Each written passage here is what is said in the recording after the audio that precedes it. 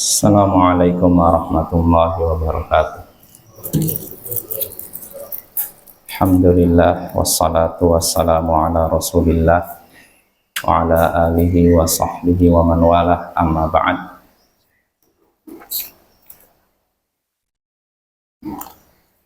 Ya ikhwal akhwat rahimani wa rahimakumullah, saudara-saudara yang semoga dimuliakan oleh Allah, semoga dirahmati Allah. Kita lanjutkan kajian kita membahas tafsir Jalalain karya Imam Jalaluddin As-Suyuti dan Jalaluddin Al-Mahalli. Kita masih di surat Al-Fath. Ya, jadi pada pertemuan sebelumnya kita sudah sampai ayat keempat ya. Iya betul ya. Jadi ayat ya, Bismillahirrahmanirrahim. Inna fatahna laka fatham mubina. Sesungguhnya kami telah memberikan kepadamu kemenangan yang nyata. Maksudnya apa? Ada beberapa pendapat, ada yang menyatakan perjanjian Hudaybiyah, dan inilah pendapat yang kuat. Kami sudah memberikan kepadamu kemenangan yang nyata, yaitu memberikan perjanjian Hudaybiyah. Liyaghfira lakallahu ma taqaddama min dzambika wa ma ta'akhkhar. Supaya dengan itu Allah mengampuni dosamu yang telah berlalu dan yang akan datang. Wa yutimma ni'matahu 'alaik, dan supaya Allah sempurnakan nikmatnya kepadamu. Wa yahdiyaka siratan mustaqima, dan agar Allah menunjukimu ke jalan yang lurus. Wa yansurukallahu nasran aziza, dan agar Allah menolongmu dengan pertolongan yang kuat, yang mulia. Huwallazi anzala as-sakinata fi qulubil mu'minin liyazdadu imanan ma'a imanihim. Dialah yang telah menurunkan ketenangan di hati orang-orang yang beriman. Dialah Allah yang telah menurunkan ketenangan ke dalam hati orang-orang yang beriman, liyazdadu imanan ma'a imanihim, agar bertambah keimanan mereka di samping keimanan yang ada. Walillahi junudus samawati wal ard. Milik Allah lah tentara yang ada di langit dan di bumi. Wa kana Allahu aliman hakima, dan Allah maha mengetahui lagi maha bijaksana. Nah, kita sudah bahas ayat ini.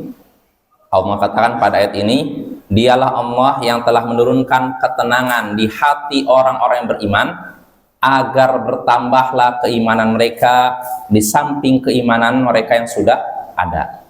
Ayat ini membahas tentang para sahabat Nabi setelah perjanjian Hudaybiyah. Jadi Bapak, kita sudah bahas perjanjian Hudaybiyah ini perjanjian yang sangat menguji, atau bisa dibilang terasa berat oleh kaum muslimin, para sahabat Nabi, karena dianggap merugikan kaum muslimin, dianggap merendahkan Islam.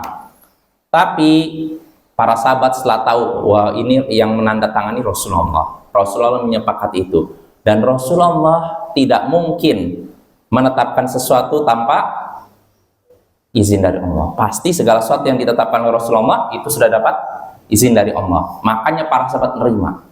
Pertama berat memang, di antaranya Umar bin Khattab sampai datang ke Nabi, datang ke Abu Bakar, mempertanyakan perjanjian Hudaybiyah yang dianggap merugikan kaum muslimin, dianggap merendahkan Islam. Nah, setelah tahu bahwa ini benar-benar Rasulullah, beliau melakukan sesuatu berdasarkan perintah Allah, maka para sahabat berusaha menerima perjanjian tersebut dengan lapang dada. Akhirnya apa buahnya? Allah katakan Allah pun menurunkan kepada mereka sakinah. Sakinah artinya apa? Ketenangan. Karena mereka menerima hukum Allah, maka Allah pun turunkan ketenangan ke dalam hati mereka. Supaya apa? Bertambah keimanan mereka di samping keimanan mereka yang sudah ada. Artinya ketika perjanjian Hudaybiyah tersebut ditandatangani, disepakati oleh Rasulullah dengan pihak Quraisy, kafir Quraisy, para sahabat nerima, ini keputusan Allah. Ini saya beriman bahwa beliau adalah Rasulullah. Kami beriman bahwa beliau adalah Rasulullah dan utusan Allah. Ini kan iman kan? Yakin kan? Nah, karena mereka yakin, akhirnya Allah tambahkan ketenangan sehingga bertambahlah keyakinan mereka. Ternyata benar, setelah dari buah perjanjian tersebut umat Islam bertambah terus sampai akhirnya kota Makkah malah. Nah, maka Bapak, bertambahlah iman para sahabat. Sebelum ditaklukkannya kota Mekah, mereka sudah beriman tidak? Sudah. Setelah Islam tersebar, kota Mekah ditaklukkan, makin bertambah keimanan mereka. Nah ini ya, ini buah dari keimanan Bapak ya. Ketika kita beriman, menyingkirkan keraguan yang ada dalam hati kita, Allah tambahkan keimanan kita. Berbeda halnya dengan orang munafik. Ketika ragu, tidak segera dihilangkan keraguan mereka. Akhirnya apa? Makin bertambah keraguan mereka. Nah ini, dialah yang telah menurunkan sakinah, ketenangan di dalam hati orang-orang beriman agar bertambah keimanan mereka. Di samping keimanan mereka yang sudah ada, walillahi junudus samawati wal ard. Milik Allah lah tentara yang ada di langit dan di bumi. Apapun yang di langit, malaikat. Yang ada di bumi, hewan, jin, dan semacamnya ya. Itu tentara Allah. Jadi kata Imam Al-Mahalli di sini, "Falau arada nasri bi ghairikum la fa'al." Kalau Allah mau menolong agamanya lewat selain kalian, tentu Allah bisa saja melakukan itu. Artinya nggak usah khawatir. Kalau kalian tidak mau menolong, tentara Allah di langit dan di bumi siap menolong agama Allah. Nah, ini maksudnya Bapak ya.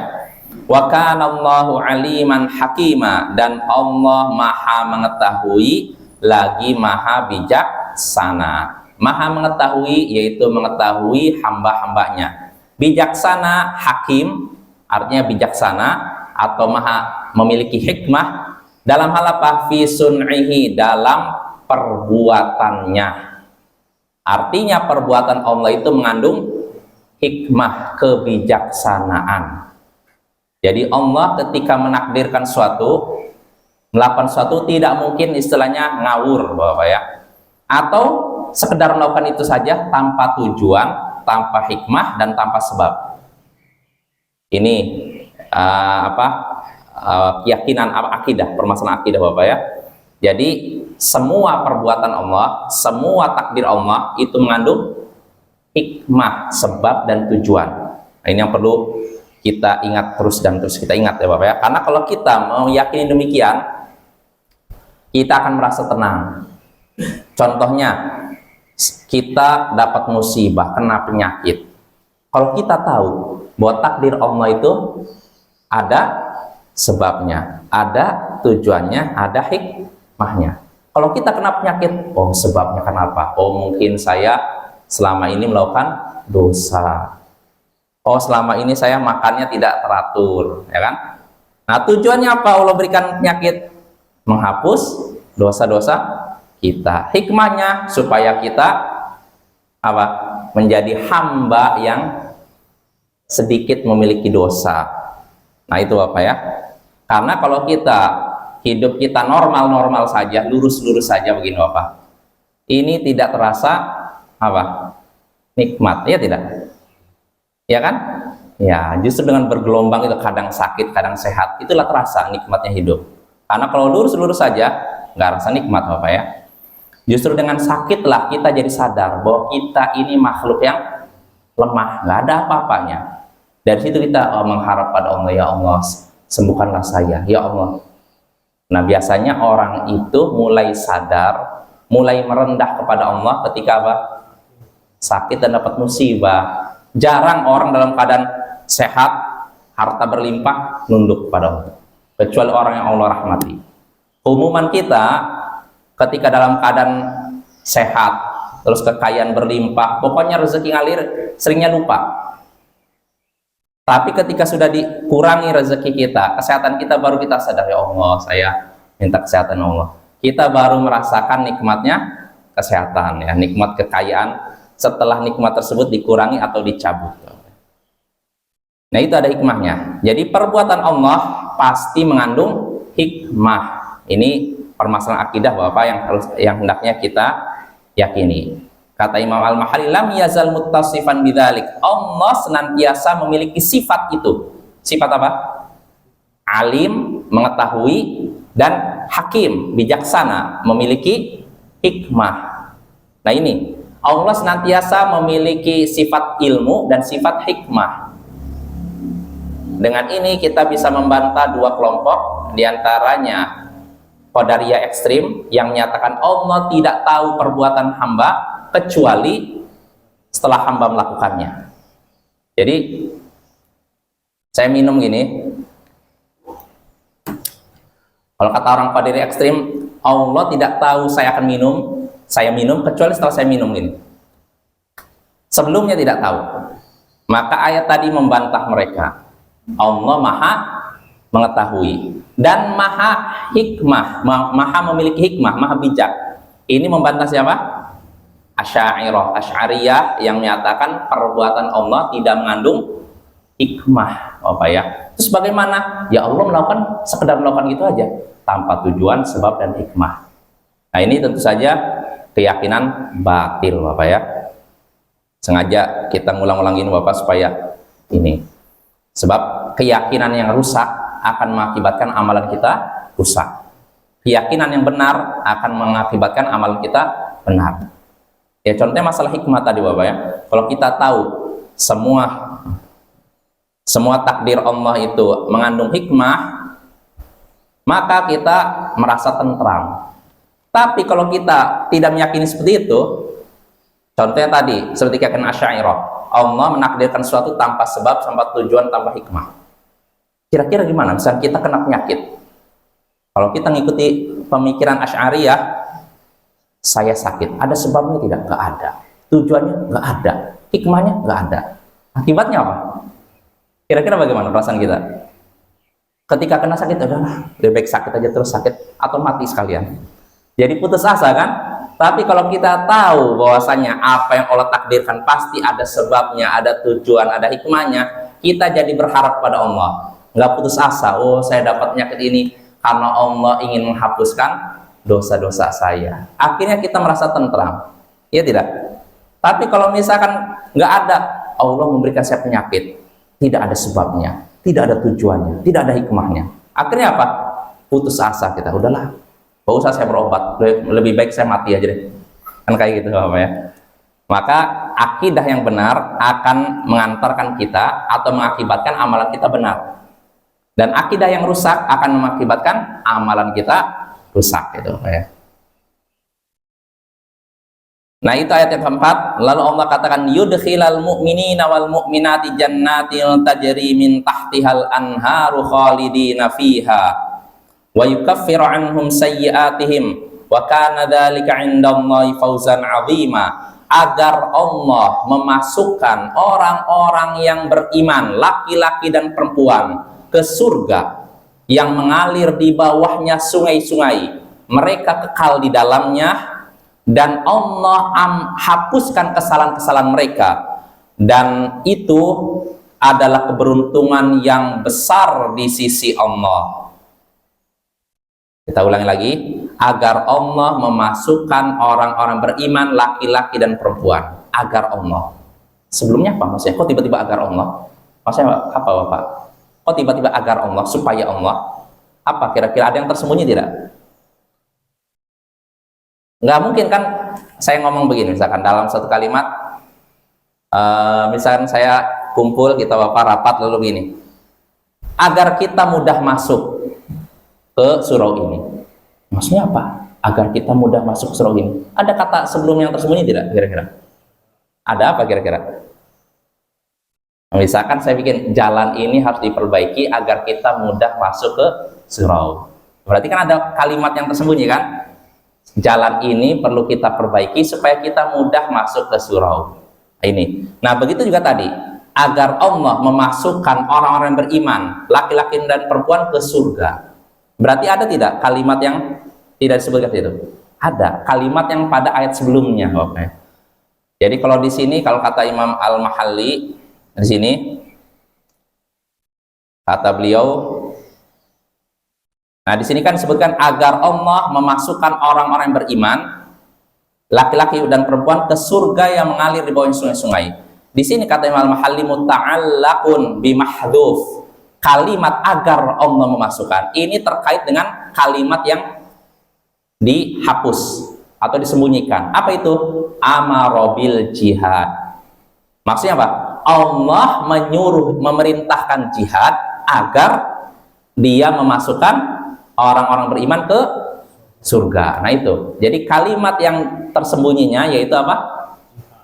Allah memerintahkan jihad gitu loh. Jadi Allah memerintahkan jihad supaya apa? Supaya dia memasukkan orang-orang beriman, laki-laki dan perempuan ke surga yang mengalir di bawahnya sungai-sungai. Mengalir di bawahnya sungai-sungai maksudnya apa? Mengalir di bawah surga. Maksudnya di bawah kaki penghuni surga. Karena nanti surga mengalir di bawah istana-istana mereka, tempat tinggal mereka. Jadi ini Bapak ya, bukan di bawah tanahnya. Karena kalau di bawah tanahnya bisa dinikmati sebenarnya. Habis. Jadi sungainya itu mengalir di bawah kaki-kaki penghuni surga, mengalir di bawah istana-istana mereka, dan itu disaksikan oleh mata mereka. Mereka menikmati pemandangan itu, lihat itu. Dan surga ini alirannya bisa diarahkan oleh penduduk surga, mau ke arah kanan, arah kiri, lurus. Ini sesuai dengan kehendak penghuni surga. Nah ini salah satu karunia Allah kepada penghuni surga.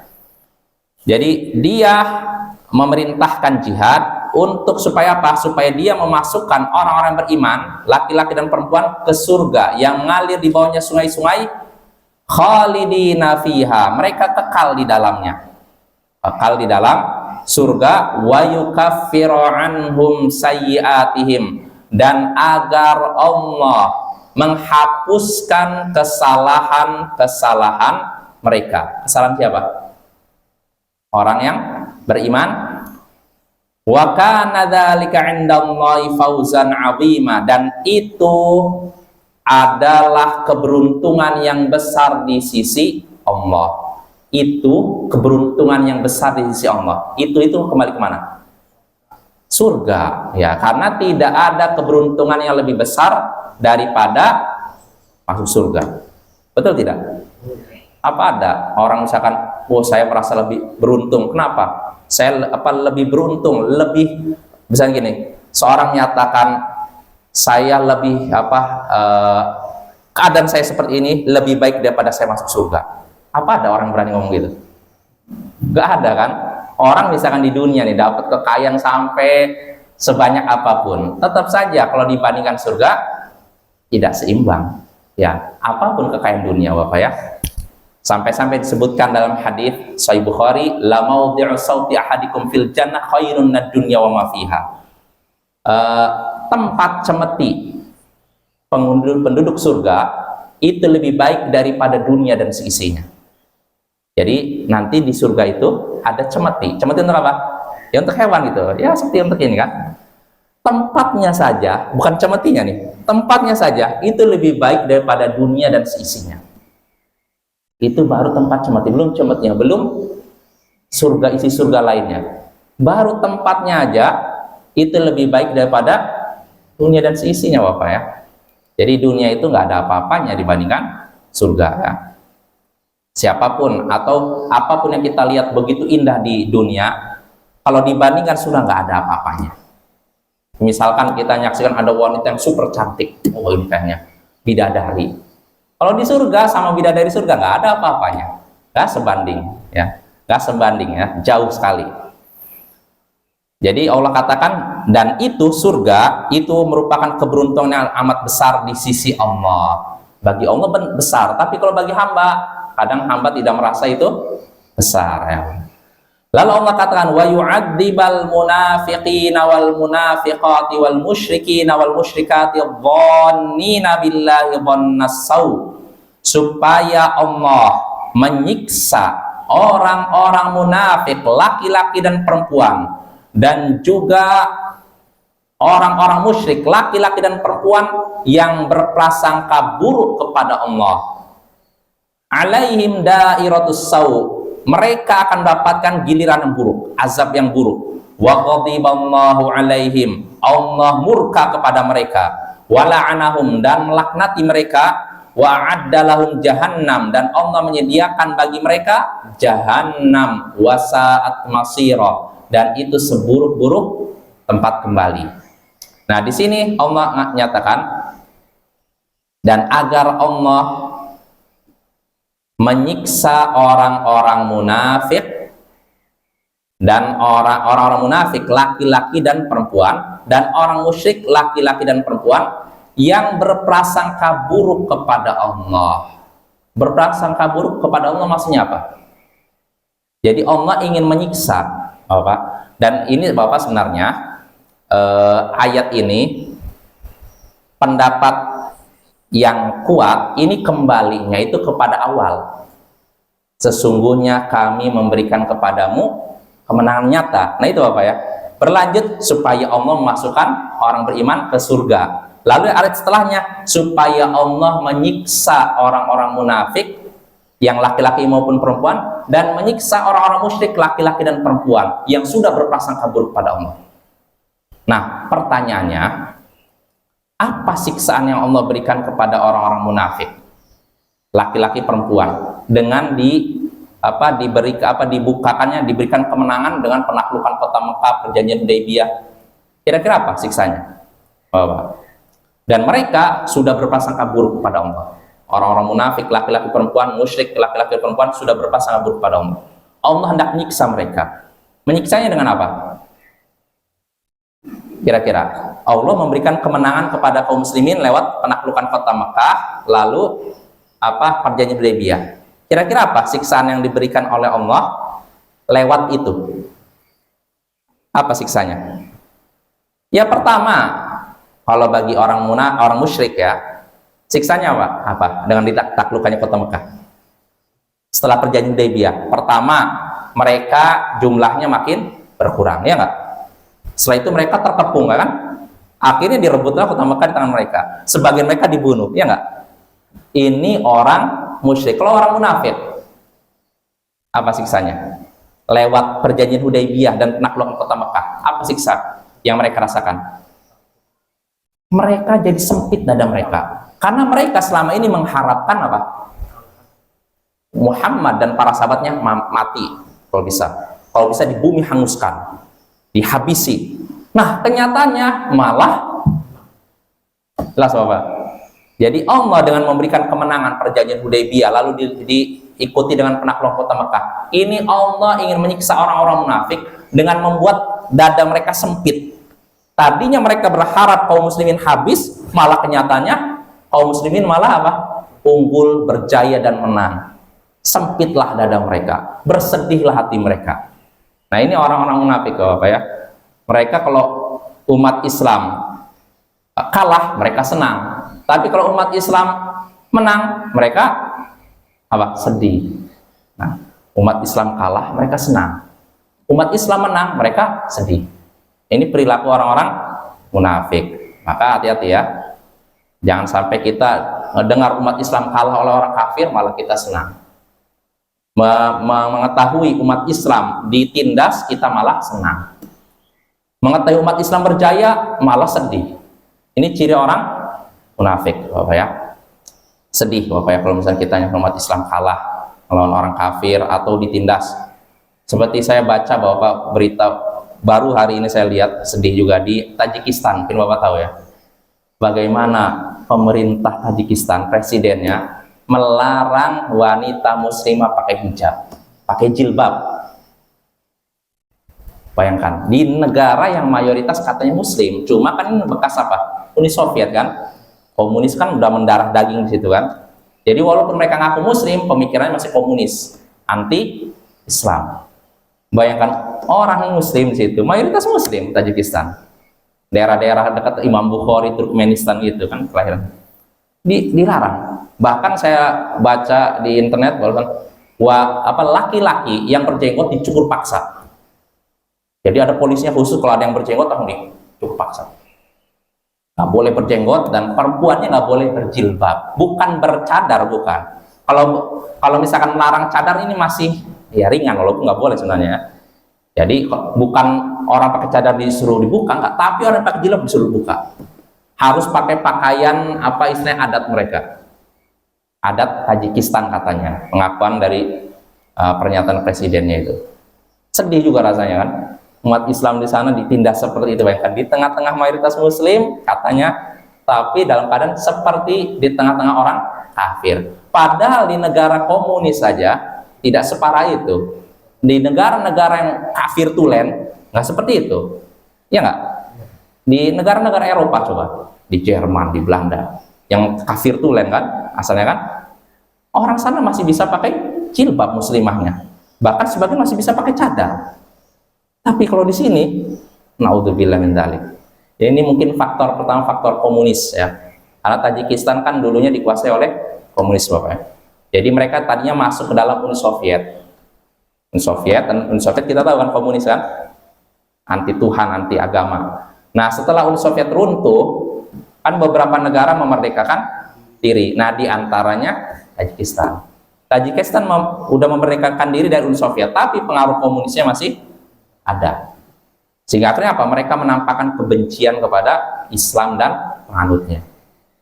Ya, sedih juga Bapak ya. Bayangkan di negara yang katanya mayoritas Muslim, nggak boleh pakai jilbab. Ya kan, mengerikan ya. Nah, kita kalau dengar seperti ini harus apa? Sedih, bukan malah tepuk tangan.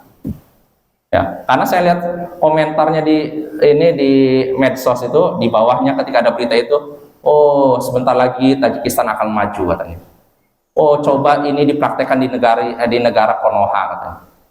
Orang-orang munafik bermunculan di medsos, memuji apa yang dilakukan oleh Presiden Tajikistan, berharap itu dipraktekkan di Indonesia, Bapak. Jadi pengennya di Indonesia juga gitu, perempuan dilarang pakai jilbab. Terus pakai apa? Pakai yang segini kali. Nah itu apa yang mengerikannya. Sedih juga rasanya Bapak. Nah, sikap kita seorang Muslim kalau menyaksikan kaum muslimin dapat musibah, kita harus sedih. Dan kalau menyaksikan kaum muslimin menang, berjaya, kita gembira. Nah itu sikap seharusnya ya. Jangan seperti orang-orang munafik, melihat umat Islam berjaya, mereka sedih. Melihat umat Islam jatuh tertindas, mereka bahagia. Ya, ini sifat orang-orang munafik. Makanya Allah memberikan Fathu Makkah dan atau perjanjian Hudaybiyah ini dalam rangka menyiksa orang-orang munafik. Supaya apa? Supaya hati mereka sedih, sempit menyaksikan umat Islam berjaya gitu loh. Nah ini, lalu Allah katakan tadi supaya Allah menyiksa orang-orang munafik, laki-laki dan perempuan, dan orang-orang musyrik, laki-laki dan perempuan yang telah berprasangka buruk kepada Allah. Maksudnya apa berprasangka buruk kepada Allah di sini? Apa guys? Apa maksud berprasangka buruk di sini? Berprasangka buruk kepada Allah. Orang-orang munafik, orang-orang musyrik. Ada yang tahu Bapak? Kita diskusi lah biar hidup ya. Ada yang tahu? Ya maksudnya di sini kata Imam Al-Mahalli, dhannu annahu la yansuru Muhammadan sallallahu alaihi wasallam wal mu'minin. Mereka kan berprasangka buruk pada Allah. Maksudnya apa? Mereka berprasangka bahwa Allah tidak akan menolong Muhammad dan orang-orang beriman. Artinya apa? Mereka berprasangka tadinya Rasulullah dan para sahabat akan habis. Jelas Bapak? Mereka menyangka akan habis ketika Rasulullah hendak umroh. Kan awalnya umroh kan sebelum perjanjian Hudaybiyah kan. Nah ketika itu sebagian orang munafik dari kalangan Arab Badui diajak, ayo kita. Tapi mereka nggak. Mereka takut. Takut apa? Menghadapi musyrikin Quraisy, dan mereka menyangka bakal habis nih Muhammad dan pengikutnya. Bakal habis nih, bakal habis. Ternyata nggak habis ya. Balik lagi dalam keadaan selamat. Bahkan di kemudian hari malah Mekah jatuh ke tangan umat Islam. Nah ini ya. Jadi mereka sudah berprasangka buruk duluan. Mereka meyakini Islam Pak, ini kayaknya akan hancur. Muhammad akan terbunuh. Abu Bakar, Umar, Utsman akan mati semua. Ternyata dugaan mereka keliru ya. Mereka sudah berprasangka buruk dulu kepada Allah. Maka apa akibatnya? Alaihim dairatus sau. Mereka akan mendapatkan giliran yang buruk. Maksudnya apa? Bidzulli wal adab. Mereka akan merasakan kehinaan dan siksaan. Gara-gara apa? Prasangka buruk mereka kepada Allah. Itu saja? Tidak. Wa ghadiballahu alaihim. Allah juga akan marah kepada mereka, murka kepada mereka, wa la'anahum, dan melaknati mereka. Melaknati mereka maksudnya apa? Menjauhkan mereka dari rahmat Allah. Wa adda lahum jahannam, dan Allah menyediakan bagi mereka Jahannam wasa'at masira, dan itu seburuk-buruk tempat kembali. Iya tidak? Apa ada tempat yang lebih buruk daripada Jahannam, Bapak? Tidak ada kan? Hanya Jahannam. Lalu Allah katakan setelah Allah menyebutkan balasan bagi orang-orang munafik, orang-orang musyrik yang sudah berprasangka buruk pada Allah, Allah katakan walillahi junudus samawati wal ard. Milik Allah lah tentara yang ada di langit dan di bumi. Artinya Allah Maha perkasa ya. Wa kana Allahu azizan hakima, dan Allah Maha perkasa lagi Maha bijaksana. Maha perkasa fi mulki, dalam kekuasaannya. Kalau dikatakan berkuasa artinya apa, Bapak? Maha perkasa. Artinya tidak ada yang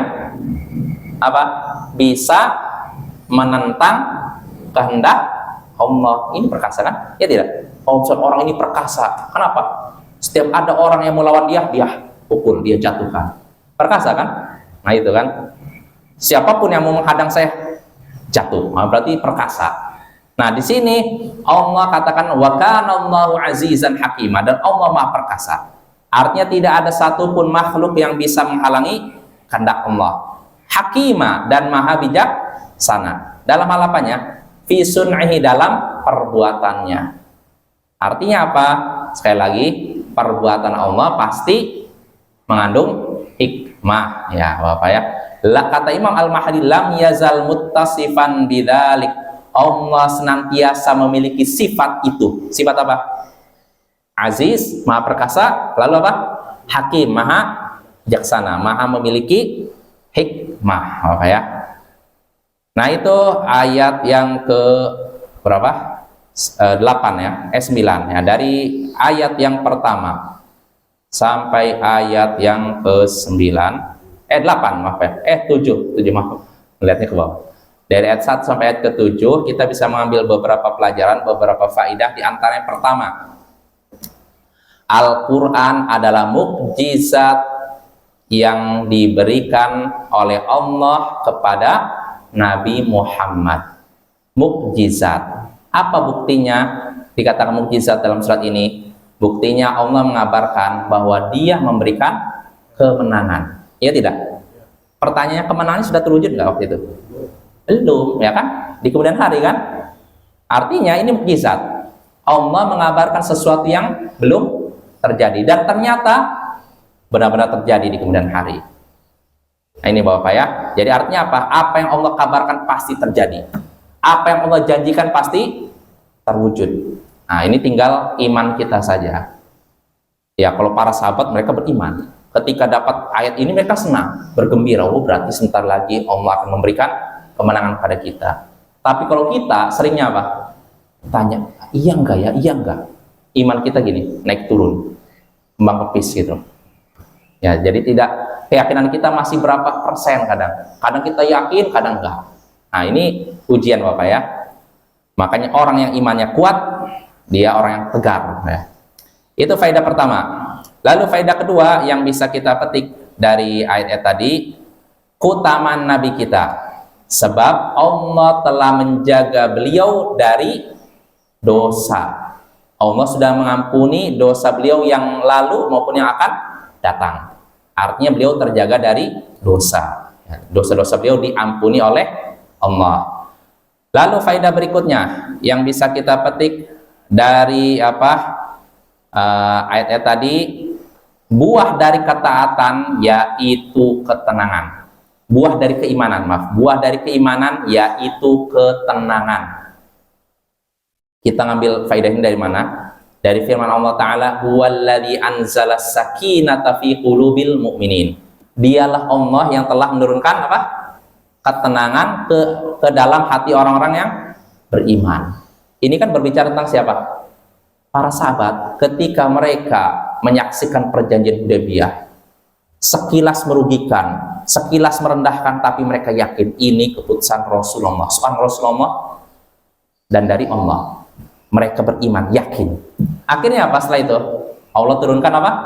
Ketenangan, apa ya? Maka kunci ketenangan yaitu apa? Iman. Ya, yakin akan janji Allah.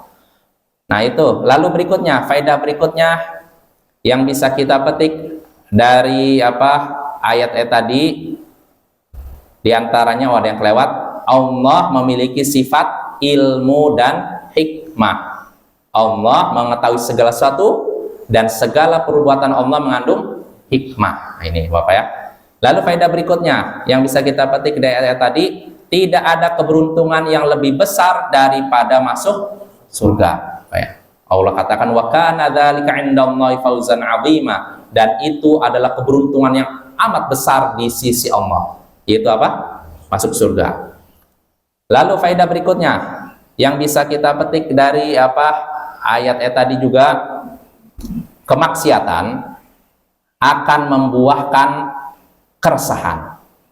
Kemaksiatan akan membuahkan keresahan, mengakibatkan keresahan.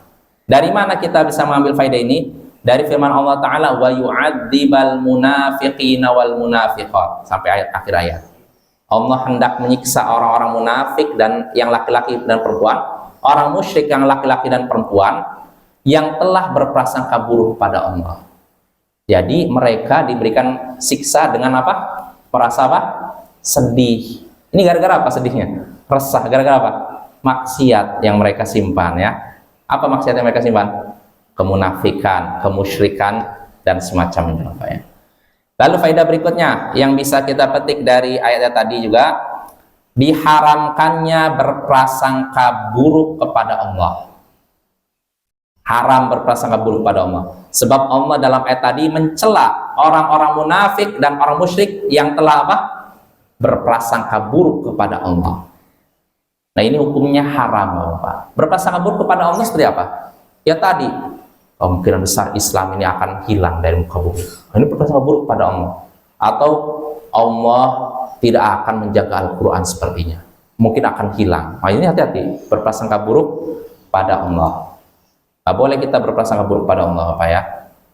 Nah itu, lalu faedah berikutnya, di antara bentuk prasangka buruk pada Allah, yaitu meyakini bahwa Allah tidak akan menolong agamanya.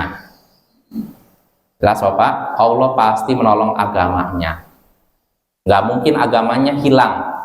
Nggak mungkin Al-Quran hilang Bapak ya. Nggak mungkin sunnah Nabi hilang. Kalau orang yang membawanya, mungkin saja hilang Bapak. Tapi kalau yang dibawanya, tidak akan hilang. Ya, jadi Bapak, gak usah khawatir. Dakwah yang benar pasti akan Allah jaga. Ya, siapapun pengusungnya, siapapun yang bawanya. Orang yang bawanya bisa jadi sekarang meninggal diganti yang lain.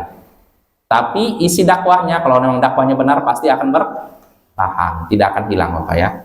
Cuma walaupun begitu bukan berarti ya udah nyantai aja lah. Enggak, kita ya kalau udah ngerti bahwa dakwah tauhid itu benar, dakwah sunnah itu benar, tetap perlu yang namanya regenerasi Bapak. Memang Allah sudah menjamin dakwah tauhid akan Allah jaga. Orang yang ingin mengesahkan Allah, dakwah yang menyerukan untuk mengesahkan Allah, mengagungkan Allah, pasti Allah jaga. Betul tidak? Pasti Allah jaga. Mau dai-nya dicekal, dipenjara, atau disiksa, atau dibunuh, pasti jaga.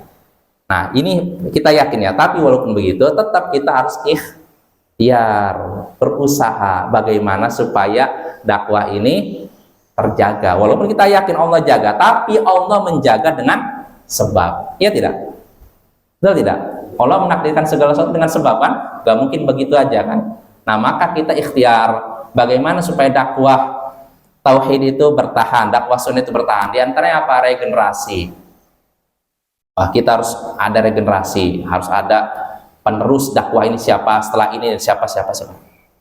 Jadi nggak seperti orang sufi, syekhnya meninggal udah habis dakwahnya. Karena orang sufi berdakwah itu bergantung pada pribadi, person. Kalau ahlu sunnah nggak seperti itu. Kita nggak berdakwah itu nggak tergantung pada person tertentu. Person ini hilang berarti hilang dakwah, enggak. Kita nggak seperti itu. Tapi tetap Bapak, kita harus ikhtiar ya, berusaha. Bagaimana ada kaderisasi. Ya, bagaimana kita ada kaderisasi. Kalau misalkan ini anggap begini Bapak, misalkan dalam masalah ini, masalah taklim, kalau ini nggak ada, gantikan ini. Jadi terus jalan, dakwah nggak berhenti. Masalah imamatul masajid, mengimami sholat, ini juga harus ada regenerasi Bapak. Jangan terpatok dengan satu orang saja Bapak ya. Terus ada regenerasi. Dengan inilah dakwah akan bertahan Bapak ya. Kita harus pikirkan itu Bapak, bukan cuma 1 tahun, 2 tahun, 10 tahun, 20 tahun Bapak ya. Ya itu perlu kita pikirkan Bapak, karena kita kan ingin amal jariah kan, nggak cuma sekarang aja kan, kita ingin pahala kita mengalir terus sampai kita sudah meninggal. Maka kita harus siapkan itu, siapa yang akan meneruskan estafet dakwah ini, siapa yang akan mengusungnya. Nah itu Bapak ya. Jadi kita lanjut. Tadi bentar ya, tadi haramnya berprasangka buruk kepada Allah. Lalu berikutnya, faedah berikutnya yang bisa kita petik dari ayat tadi, yaitu di antara sifat yang Allah miliki yaitu marah. Wa ghadiballahu alaihim, Allah marah kepada mereka, Allah murka kepada mereka. Berarti ayat ini menunjukkan Allah memiliki sifat marah dan murka. Tapi kemarahan Allah tidak sama dengan kemarahan makhluk. Kemurkaan Allah tidak sama dengan kemurkaan makhluk. Ya inilah keyakinan Ahlus Sunnah wal Jamaah. Allah memiliki sifat marah sesuai dengan keagungan dan kebesaran Allah. Tidak serupa dengan marahnya makhluk. Karena kalau makhluk marah seperti apa Bapak? Kalau orang kita nih kalau udah marah bisa terkontrol mulut kita. Kadang mengucapkan kata-kata kotor ya nggak? Tangannya nggak jelas kemana ini. Ya kan? Jadi ingat dulu ada seorang marah-marah, udah saking marahnya dia mukul orang, salah yang dipukul. Masih ingat aja di sana dulu. Mana ini, mana yang ini, apa? Dia gara-gara ada kasus anaknya dikeluarkan karena pacaran gitu kan. Marah si orang tua ini, lalu mana ini? Oh ini ya, dipukul ya. Padahal bukan itu ya pacar anaknya. Nah ini bahaya marah Bapak ya, nggak terkontrol. Nah itu manusia, ya tidak? Kalau manusia udah marah biasanya terkontrol nggak? Nggak terkontrol kan? Ada getar, uratnya menegang. Istilahnya keadaannya nggak stabil. Ini manusia makhluk. Tapi kalau Allah tidak seperti itu. Allah marah tapi sesuai dengan keagungan dan kebesaran Allah. Tidak sama dengan marahnya makhluk ya. Nah ini keyakinan Ahlus Sunnah wal Jamaah Bapak ya. Lalu faedah berikutnya. Terakhir yang bisa kita petik dari ayat ini,